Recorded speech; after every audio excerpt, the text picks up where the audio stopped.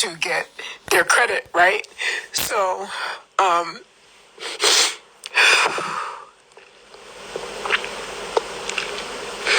I got to get myself together because I am not a girl who does not have her words.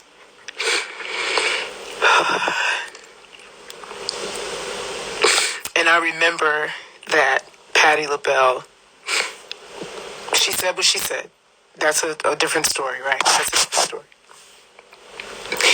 But I met Coolio. That same night. It was 1998, and it was the night after the Grammys. They used to do the Grammy Foundation dinner, and labels would have to buy tables, and all of the proceeds went to artists, and many of them were artists of color. Like, I want to say all of them were African American or artists of color, who had not been paid fairly, who had not been, they weren't getting their royalties, and a lot of them had made legendary records that we all know, but they had never received their just due. They didn't have health insurance, they didn't have life insurance, they didn't have any of that stuff. And so the Grammy Foundation did this every year, and they did it the day after the Grammys. And so my first time attending this particular event was in my album came out in 1998, so it wouldn't have been 1998. It came out in 1999 when I went to the Grammys as an artist, right, who had an album out. And I met Coolio that night for the first time.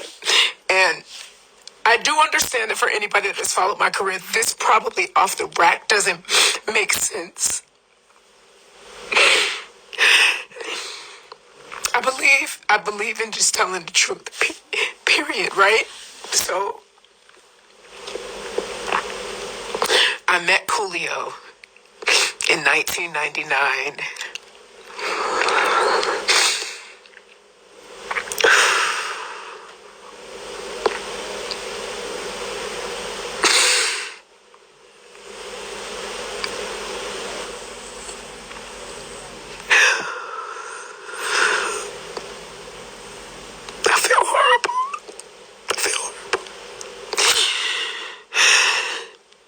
I met Coolio in 1999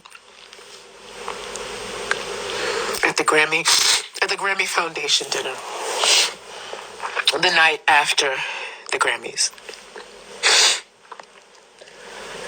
And I can remember I was this girl, right, that every record industry executive knew, but said that I would never be anything in this business because I was so fat. And I was all of these things. And Coolio,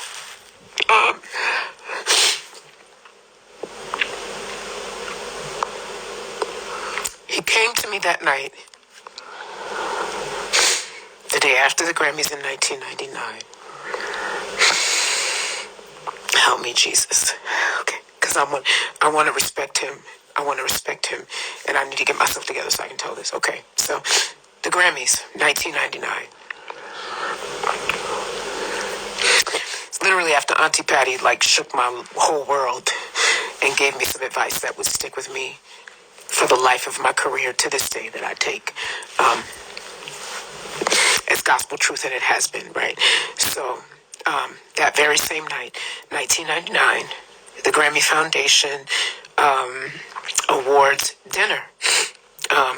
Labels had to buy tables and all that kind of stuff. So it was one of those kind of events.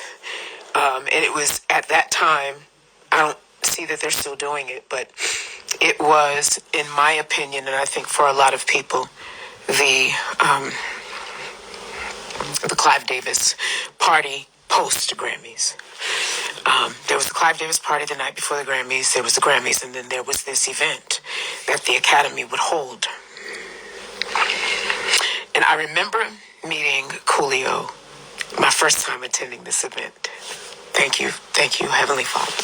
Okay, I'm going to tell this story with strength and not in grief.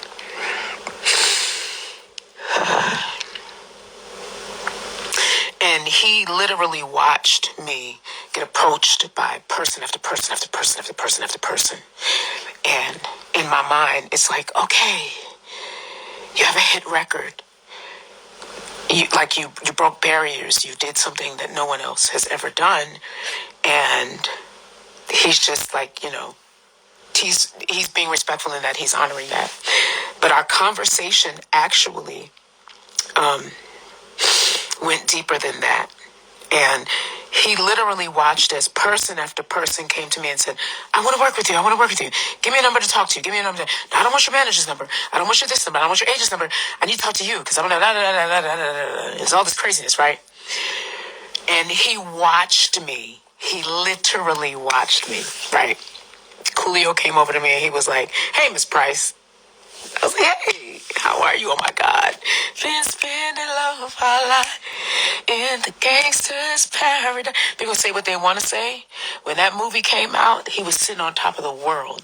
In white America, black America, if you want to put a color on it, he was sitting on top of it. I feel like music has no color.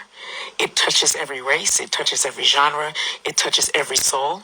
But if you need to put a culture or a color on it, he did belong to us, but he was for the world, right? So he came because he was a fan and he had a conversation with me, but he also came because, and he spoke to me as a senior in the business at the time that I was just breaking in. And so he noticed that I was being bombarded and bum rushed by so many people. And I guess from the look on my face, he could tell that I was communicating and actually sharing my personal contact information with people that I probably wasn't. No, let me just go on and tell the entire truth. I didn't necessarily want to share my personal contact information with. It would have been better if I could give them the information of a representative, but they were on some, oh my God, I need to talk to you and I don't want to talk to a representative. And so I didn't want to say no because I was brand new. And in my mind, saying no would be closing the door on opportunities that were coming. I didn't understand that when you present, quality and all that kind of stuff, that people will come and find you no matter what, even if you don't give them your personal details. And so he came to me that night and we had an incredible conversation. I can honestly say, because I don't cap, I don't do the BS where when somebody passes away, everybody has all of these, oh my God, I loved him so much. I loved him so. That is not me. I am not going to do that about somebody that I did not have a personal experience and or relationship with. He and I did not have any level of a relationship, business or otherwise, but he made such an impact on me at the beginning of my career by coming to me and saying, hey, I definitely want to work with you, but are you good? Because he saw the BS and he saw me succumbing to it. And I'm kind of looking at him like he's crazy because I'm not getting ready to tell him. I'm not really trying to give all these people my number because in my mind, I needed to be grateful for the fact that people wanted to work with me, right? So he said to me, all right, I'm going to help you out, sister. I'm 23, 24 years old. And Coolio said, let me tell you something. I want to work with you. You going to give me your number? I said, yeah. He said, you didn't even want to give me your number. And I looked at him like he was crazy, right? And he said, no, you didn't want to give me your personal number. I have watched you do that with several people tonight. He said to me, I've had the same cell number for over 10 years. And I looked at him and I said, how in the world did you do that? He said, because I only give my number to people that I want to call me. I only give my telephone number to people that I am willing to take a call from. And if I don't want them calling my phone, I either don't give them a number at all, or I give them the number to somebody that represents me, but I don't give out my personal information. And he said to me, Kelly Price, right? Because again, this is 1999 at the Grammys, and I'm brand new as an artist. He said, if you don't want somebody to have your personal information, don't give it to them. And you would have thought he had given me the Pythagorean theorem. I'm going to let you Google that in case you don't remember it from science class.